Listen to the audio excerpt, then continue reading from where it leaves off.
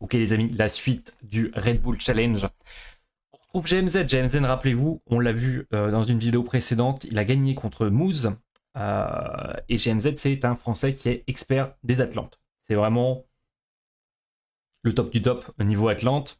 Il fait face à Zemista. Zemista, si vous ne le connaissez pas, c'est une légende d'AOM. C'est une légende d'AOM, c'est le joueur, peut-être le meilleur joueur d'AOM de tous les temps. Et je pèse encore une fois mes mots, j'ai l'impression de vous survendre les choses, mais non, c'est vrai, c'est le meilleur joueur d'AOM de tous les temps, Zemista. GMZ tombe contre Zemista très tôt dans le tournoi.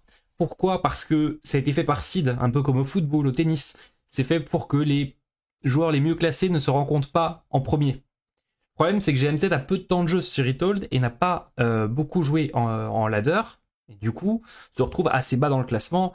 Et il se retrouve face à un seed très élevé qui est Zemista qui était classé premier en seed. Mais c'est pas pour ça. C'est pas pour ça qu'il se laisse décourager. Et je vous laisse regarder la vidéo. Oh là là là là les gars, là c'est du lourd. On a Zemista, le meilleur joueur d'AOM de tous les temps. Ça se tape avec Magic, mais je pense que c'est le meilleur joueur. Pour moi, c'est le meilleur joueur.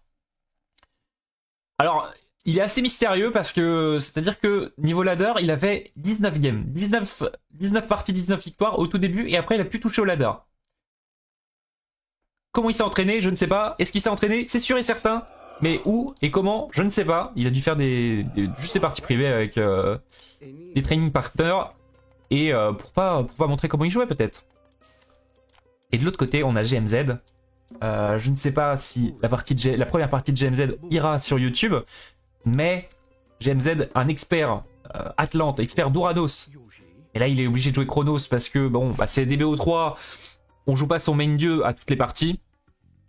Et mais GMZ, un très très bon joueur d'Atlante, un Français. On suit les Français, on encourage tous les Français. Et on espère voir un maximum de Français dans les phases finales. Et GMZ est un potentiel candidat aux phases finales, mais quand tu affrontes Mista, qui est favori du tournoi, waouh, il s'est pris un bracket, il doit pas être content. Hein. Oh, le pauvre. Alors, du côté de Mista, on va récolter 10 de bois ici.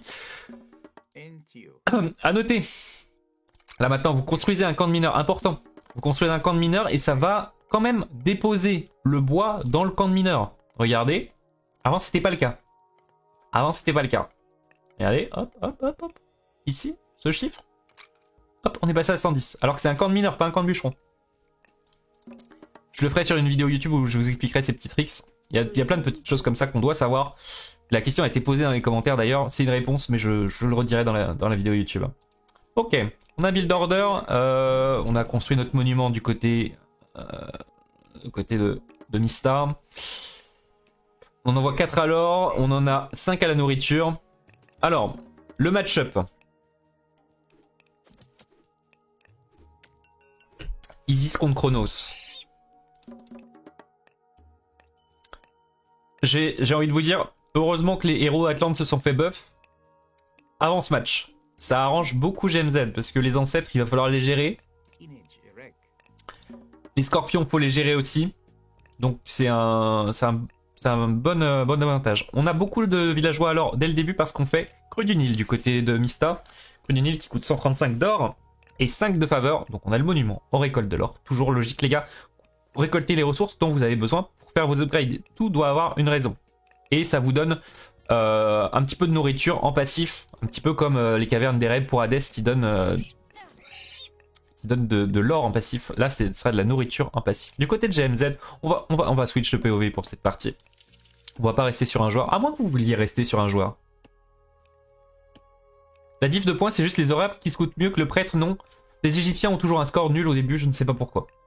Je vous avoue, les gars, ça a toujours été comme ça dans AOM. Ça ne veut rien dire. Mais après, ça se rattrape. Mais je ne sais pas pourquoi les Égyptiens ont un score nul au début. Toujours été comme ça. La nouvelle range des monuments d'Isis. Ok, c'est vrai que ça a été un petit peu buff. Ça se ressent. C'est plus intéressant là où avant ça aurait été là comme ça. C'est-à-dire qu'on ne peut pas casser de sort dans cette zone. Et on ne peut pas déconstruire ce temple typiquement. Donc on construit le temple à côté du bâtiment du monument d'Isis. Parce que dans toute cette range, pour Isis, on ne peut pas caster de spell du côté du Chronos. Le Chronos qui avance très très vite. Mais non, un sub. Mais merci Ramen pour le Prime Gaming. J'adore le Prime et j'adore les Prime et j'adore le gaming. Très très content que le contenu te plaise, mec. Merci beaucoup. Isis contre Chronos, c'est pas mal du coup. Ouais, parce que Mista va nous mettre, des monuments à côté de ses Migdol pour pas qu'ils soient à se déconstruire. Il va nous mettre des premiers monuments à côté du temple. À savoir petit tricks sur Isis, petit tricks. C'est-à-dire que le prix des monuments augmente avec le nombre de monuments. Donc ce que vous pouvez faire, si vous êtes radin ou si vous n'avez pas les ressources, construisez un monument, puis un deuxième, par exemple, là, typiquement celui-là. Et si vous avez envie de construire un Migdol au milieu de la carte, parce qu'on est sur Gold Rush, ici, et le troisième monument va coûter quelque chose comme 200, 200, ou 250, 200, 225, 225, je ne sais pas exactement le prix, ça coûte cher. Vous supprimez ce bâtiment, ce monument-là, vous le cassez, et vous pouvez reconstruire le petit monument ici, qui aura la même utilité, mais en beaucoup moins cher. Petit tricks, c'est pour moi. On part sur les poules du côté de Mista. Ok, on veut pas s'exposer au Prométhée, c'est bien fait, hein, c'est logique. Que du côté de GMZ, on a délocalisé son temple. Non, on part sur un deuxième forum tout de suite. Ici, on va profiter du fait que le manoir buff la vitesse de construction. Donc c'est pour ça qu'il bouge son manoir à côté du forum. Ça va buffer la vitesse de construction dans cette range de 20%. Plus le fait que le villageois héros construit plus vite les monuments. On a vu la même... En fait, on a cassé GMZ sur la même map avant, hein. Et il fait à peu près la même stratégie, sauf que cette fois-ci, il n'a pas délocalisé son temple pour agresser avec les Prométhées. Pourquoi? Parce que The Mista a accès au pharaon, il y a peut-être un prêtre qui traîne, mais le pharaon va juste éteindre les Prométhées et il se dit, vas-y, je vais générer trop peu d'idle time, ça vaut pas le coup.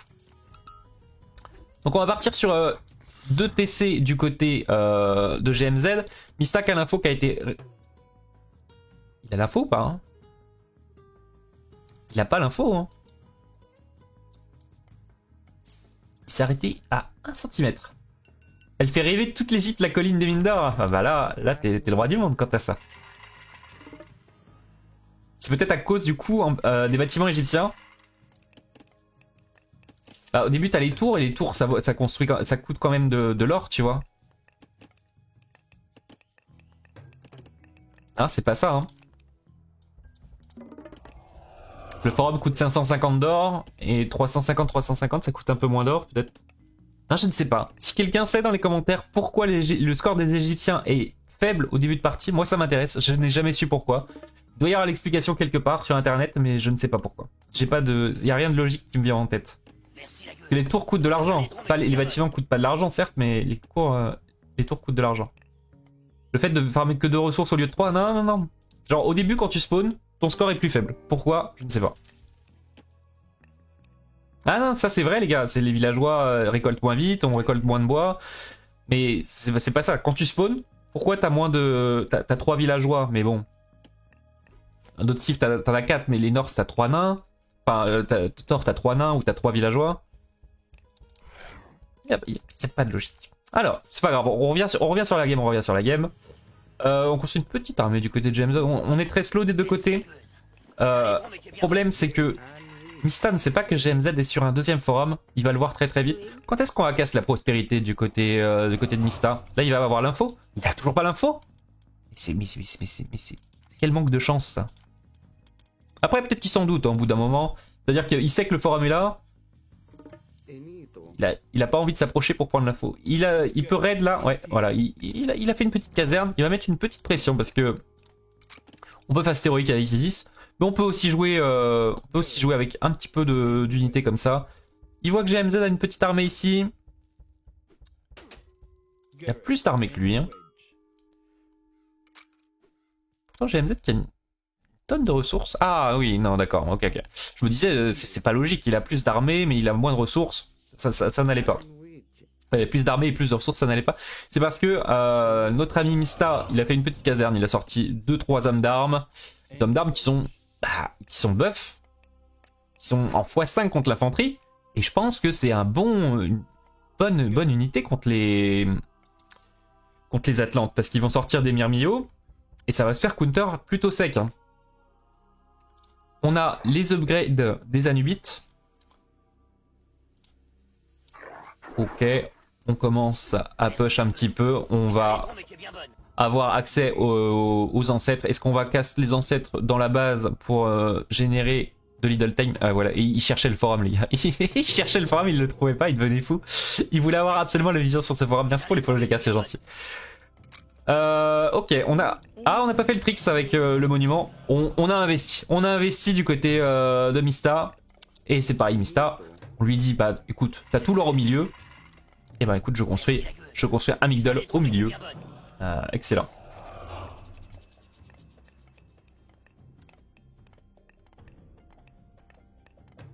Les maisons coûtent rien aussi chez les Égyptiens. Ouais, mais il n'y a pas de maison au début. Il n'y a pas de maison au début. Ce que je veux savoir, c'est pourquoi au spawn, quand tu commences ta partie, il n'y a rien. Il y a tes 4 tours, ton forum. Pourquoi le score des Égyptiens est plus faible? Tu commences avec un prêtre, un pharaon, 3 villageois. Pourquoi c'est plus faible qu'un Norse, par exemple? Parce qu'un grec, c'est à 4 villageois. On peut dire que c'est le villageois en plus, mais non. Je veux savoir, les gars. Ok, on casse les ancêtres ici, c'est bien fait. On va essayer de faire un maximum de dégâts dans l'économie ou générer l'idle time. On a combien de héros? On a un Turma héros, une Kyrobalis. On sort aussi les serpents. On veut faire un maximum de dégâts sur l'économie de GMZ et en même temps gagner du temps pour commencer à s'installer sur cet endroit. On a beaucoup à gérer là, hein. Du côté de GMZ, c'est pas facile. On passe Hyperion, c'est à une vitesse quand même relativement rapide, c'est vu qu'on est sur 2 forums, là où Mista est sur un forum. Et là, le push de Mista qui fait très très mal. Hein. Ça fait extrêmement mal. GMZ qui a perdu son armée, qui a beaucoup d'idle time. Après, il a quand même un avantage certain au niveau économique, c'est-à-dire qu'il a 56 villageois contre 34. L'équivalent de 56 villageois, 54 maintenant. C'est parce que ça compte double les villageois ici. Hein. Ça compte double pour les Atlantéens. Alors pourquoi on est passé de 57 à 56? J'ai pas l'information là. Pourquoi on était à 57 d'ailleurs? C'est pas pair. Il y a plein de choses que je ne comprends pas. Et du côté de Mista, on va push ce forum. On n'a pas d'atelier de siège encore, il est en construction donc on n'a pas de siège. On a Hyperion qui est recherché. On n'a pas envie de le casser là-dessus encore. On va se débarrasser gentiment des serpents. On va repousser ce push rapidement. Enfin rapidement non, on va le repousser doucement. Les serpents qui ne font pas extrêmement mal aux unités mais qui sont embêtants. C'est embêtant, c'est très très embêtant. Et Mista qui se retrouve avec le contrôle de la map, qui a encore accès à de la chasse. Là où GMZ a dû passer peut-être sur des fermes. Oui, il est passé sur des fermes ici. Il est pas sur cette chasse qui est trop risquée. Et c'est vraiment Mista qui est à l'offensive et GMZ qui joue plus l'écho. Mais là, du côté de Mista, les gars, c'est bien, ok, bon push. Mais maintenant, il va falloir faire plus mal, quoi. Il va falloir conclure quelque chose. Parce que du côté de GMZ, on fait tous les APECO, on est sur 2 TC depuis un certain temps maintenant. On n'a plus de sort du côté de Isis. Et on a encore le Hyperion, le chaos d'Hyperion du côté de GMZ pour que les unités soient confuses et s'attaquent entre elles. Les Grecs commencent avec 4 villageois, les Atlantes commencent avec 3 héros villageois. Donc les Égyptiens sont derrière avec leurs 3 villageois normal. Et regarde pas, je me suis dit peut-être la même chose. Mais comment il y a une différence aussi avec les Norse. Et les Norse ils commencent avec 3 villageois si je dis pas de bêtises. Plus une charrette. Mais le prêtre vaut 50 gold. Et la charrette 50 bois, 50 nourriture. Bon choix chameau, je trouve, ça marche bien avec homme d'armes. Ouais, ça va contrer les... on va faire des Contarius et on va faire des Arcus. Ouais, c'est Arcus, ça s'appelle. Contarius, Arcus. Tous les trucs en russe du côté de GMZ. On fait des catapultes aussi. On fait des catapultes, on a vu pas mal de méharés. Du coup, on fait des catapultes du côté de GMZ. Bon, on s'adapte. La compo là...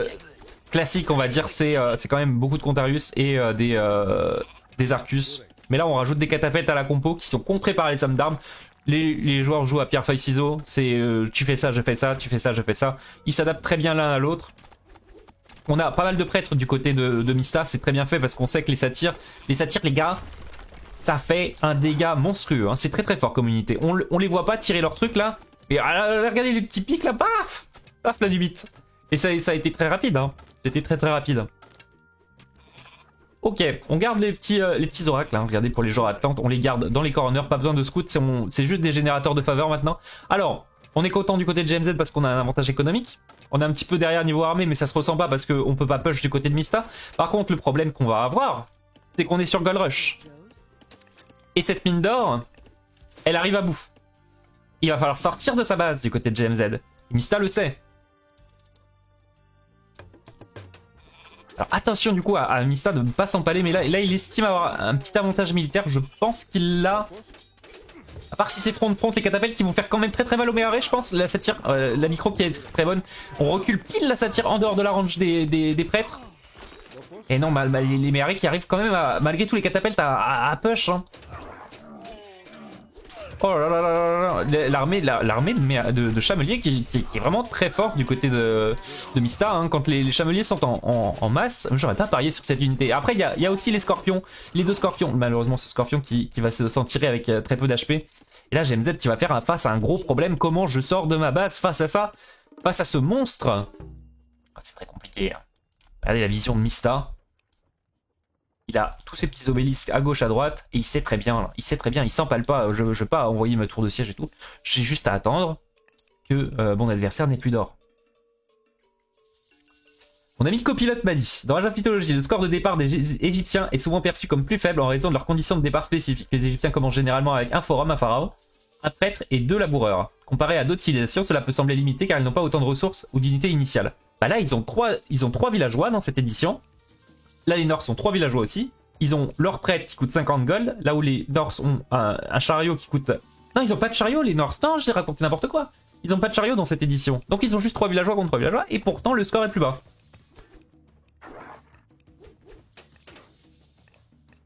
Oui, les gars, mais vous parlez d'après. Moi, je parle au spawn. Le monument juste derrière pour pas prendre le chaos. Est-ce qu'il y a un monument ?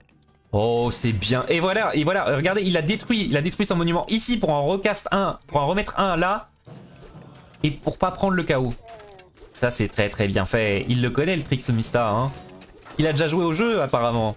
Et là, on va essayer de reprendre la position en construisant un palais. C'est le meilleur bet qu'a GMZ à faire. Il est obligé de push, là. Il est obligé de tenter un truc, parce qu'il a plus d'or, il le sait très bien. Et même si ça a l'air... Ah, ça a l'air quand même très compliqué, hein. Il peut pas casse le chaos et on se bat sur le monument. Je pense vraiment que le pic d'Isis contre Chronos, là, ça a été très bien réfléchi. C'est très bien fait.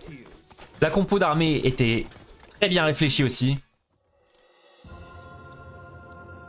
Et là, la première game, on s'est dit, mais c'est facile pour GMZ de gagner, les gars. Quand il a joué contre Moose, il a joué Chronos contre Odin, qui est pas un bon match-up. De toute façon, est-ce que Chronos c'est un bon match-up dans le jeu? C'est un autre débat. Mais là, on a l'impression, mais les gars, c'est facile pour The Mista de gagner la partie. Mais c'est ça, les bons joueurs, en fait. Ça donne l'impression que c'est facile. Mais c'est tellement de petits détails cumulés qui font que, au final, c'est une masterclass, quoi. Pourquoi Isis a pris les Anubites au lieu de Sphinx? À cause des serpents qui ont donné une bonne présence. Et les Anubites, ça permet de... Il les a up. Ça permet de mettre un petit peu de pression en early game, d'aller raid l'économie.